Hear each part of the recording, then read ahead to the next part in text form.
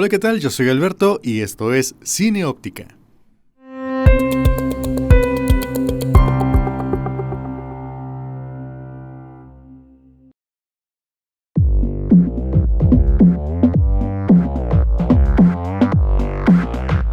El cine de terror en México es tan antiguo como la época dorada del cine nacional.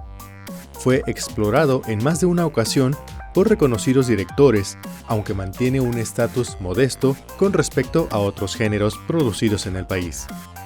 Su importancia actual radica en el número de producciones anuales, los festivales especializados que nacieron y se celebran dentro de sus fronteras, y el redescubrimiento de una cultura tan cercana al horror desde épocas coloniales, inspiración de grandes obras y subgéneros de la cinematografía nacional. Las décadas de los años 30 y 40 del siglo XX en el cine mexicano serían de experimentación y consolidación, teniendo para el apartado del terror apenas unas cuantas obras que anticiparían la producción del género que se vivió durante la segunda mitad de este siglo. La primera película de terror mexicana estaría basada en la leyenda colonial de La Llorona, dirigida por el cubano Ramón Peón. A La Llorona, 1933, le seguiría El fantasma del convento, 1934, de Fernando de Fuentes, y El baúl macabro, 1936, de Miguel Zacarías, filmes de terror fantástico. Sin duda, el autor más interesante de esta primera etapa sería Juan Bustillo Oro, reconocido director de la época dorada del cine mexicano, que comenzaría su carrera con Dos monjes, 1934, El misterio del rostro pálido, 1935, y Nostradamus, 1937, obras repletas de un expresionismo que nos remiten al cine de terror alemán de los años 20. Ya en la década de 1940, la producción disminuye, representada solo por La herencia de La Llorona, 1947, de Mauricio Magdaleno. Durante la segunda mitad de los años 50, surgen en el panorama algunos directores que le dedicarían numerosos títulos al género, sentando precedentes para los distintos subgéneros del cine de terror mexicano que serían desarrollados en las décadas siguientes. Chano Ureta, prolífico director que se inició en la época del cine mudo, ya había tenido sus acercamientos con lo sobrenatural en Profanación, 1933, y El signo de la muerte, 1939. Sin embargo, sus mayores aportaciones llegarían con La bestia magnífica, 1952, película en la que introduce por primera vez a los luchadores en el género, al que le sumaría en la década siguiente Blue Demon, el demonio azul, 1965, Blue Demon contra el poder satánico, 1966, Blue Demon contra las diabólicas y Blue Demon contra los cerebros infernales, ambas de 1968, donde el luchador estrella ha de combatir a hombres lobo, vampiros y toda especie de monstruos populares del vecino país del norte.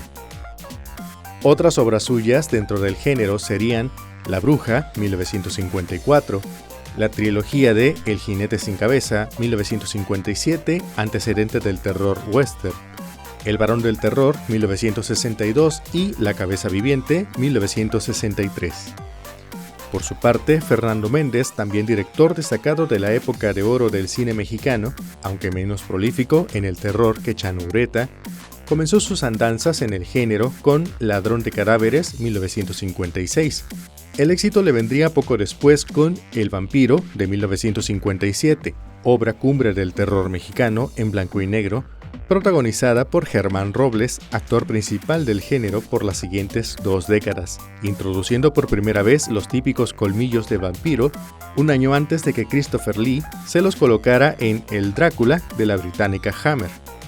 A este le seguiría su secuela El ataúd del vampiro, 1958, y Misterios de ultratumba, 1959, además de algunos títulos dedicados al terror western, como El grito de la muerte y Los diablos del terror, ambas de 1959. A la par de estos y en la década de los 60, se multiplica la producción del género con títulos de diferente calidad y directores recurrentes como Rafael Valedón, El pantano de las ánimas, 1956, Federico Curiel, La maldición de Nostradamus, 1961, Miguel Moraita, La invasión de los vampiros, 1963, Benito Larraqui, Muñecos infernales, 1961, Alfonso Corona, El mundo de los vampiros, 1961, y Alfredo Cervena, Rostro infernal, 1962, de entre los que destaca la labor de René Cardona, que como los ya mencionados, acrecentó los subgéneros de luchadores, terror western y vampiros. Además de dirigir sus propias películas, también actuaría en reconocidas obras del género, como las ya mencionadas, El misterio del rostro pálido, de Bustillo Oro, y El varón del terror, de Chano Ureta. Entre sus obras más conocidas está La Llorona, 1961, y Un extraño en casa, 1968, además de las numerosas películas que haría para el subgénero de luchadores, como Las luchadoras contra el médico asesino, 1963, El asesino invisible, 1965, La mujer murciélago, 1968, y Santo en el tesoro de Drácula, 1969, esta última muy polémica por sus escenas de sexo explícito.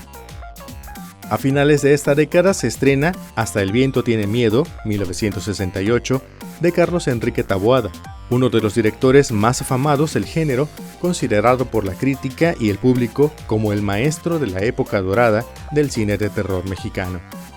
Su obra inaugura la década de los 70 con El libro de piedra, 1969. Incursiona en el slasher con Más negro que la noche, 1975, y culmina su tetralogía clásica en plena década de los 80 con Veneno para las hadas, 1984. Sus aportaciones marcarían un parteaguas en la producción nacional, alejándose de los subgéneros ya mencionados, tomando temas que van de lo sobrenatural a lo psicológico, mezclando lo cotidiano con lo extraordinario. Influiría en las siguientes generaciones de autores en plena decadencia de las antiguas formas hacia un género más crudo y violento. En la década de los 70 se importarían a México los subgéneros del gore, el slasher americano y el giallo italiano, siendo su principal representante Juan López Moctezuma, comenzando con La mansión de la locura, 1973, donde ya se ven sus tintes surrealistas y sanguinolentos. Continuaría con Mary Mary Bloody Mary, 1975, y su más conocida, Alucarda, la hija de las tinieblas, 1978. Todas ellas con grandes cuotas de polémica ante el excesivo horror que presentaban, abordando sin cuidado temas como la religión y el sexo. A su lado podemos mencionar a Gilberto Martínez Solares, que ya se había adentrado en el género desde La Casa del Terror, 1959, con su satánico Pandemonium, 1975, donde se aleja un poco del subgénero de luchadores que había cultivado antes, además de la incursión de Arturo Ripstein en el género con La tía Alejandra, 1979, más cercana a la atmósfera de Taboada, con sendos toques de giallo, así como la última gran obra del terror western, El extraño hijo del sheriff, 1982, de Fernando Durán.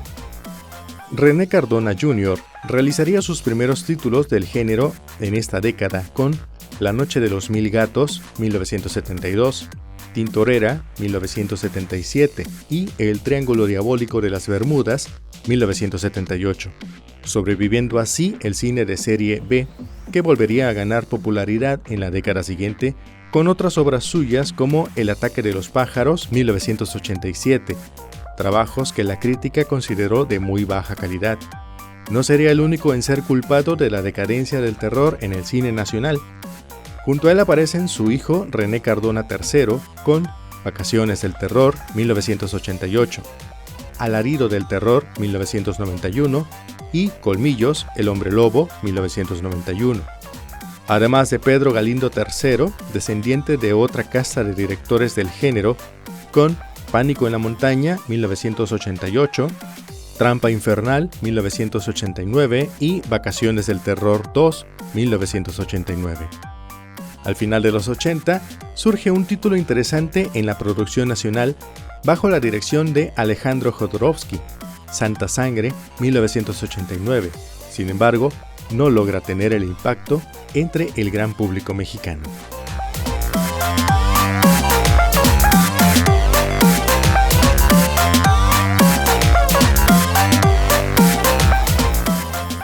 Eso es todo por hoy. Si te ha gustado el video, te invito a que le des me gusta, lo compartas y te suscribas a este canal. Esto es Cineóptica y nos vemos la próxima. Adiós.